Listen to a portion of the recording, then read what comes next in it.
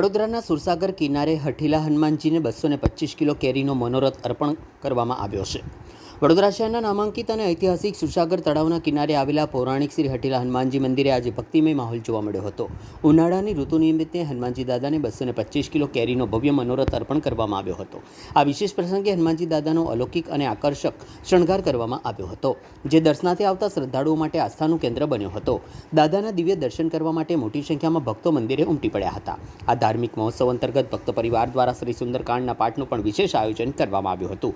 મંદિર પ્રશાસન અને આયોજક પરિવાર દ્વારા વડોદરાના તમામ મારુતિ ભક્તોને દાદાના દિવ્ય આમ્રકૂટ દર્શન તેમજ સુંદરકાંડના પાઠનો લાભ લેવા માટે ભાવભર્યું આમંત્રણ પાઠવવામાં આવ્યું હતું। વધુમાં મંદિરના મહારાજે જણાવ્યું હતું કે ઉનાળાની ઋતુમાં કેરીનો મનોરથ અર્પણ કરવાની પરંપરા ભક્તિ સમર્પણનું પ્રતીક છે। હનુમાનજી દાદાના આશીર્વાદથી સૌના જીવનમાં સુખ, શાંતિ, સમૃદ્ધિ આવે તેવી પ્રાર્થના સાથે આ આયોજન કરવામાં આવ્યું છે।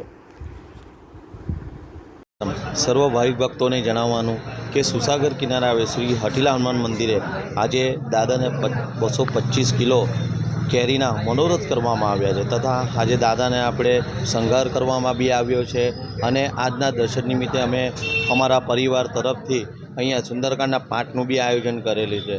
તો આજના તમામના દર્શનનો લાભ લેવા અમારે નમ્ર વિનંતી છે। જય સિયારામ।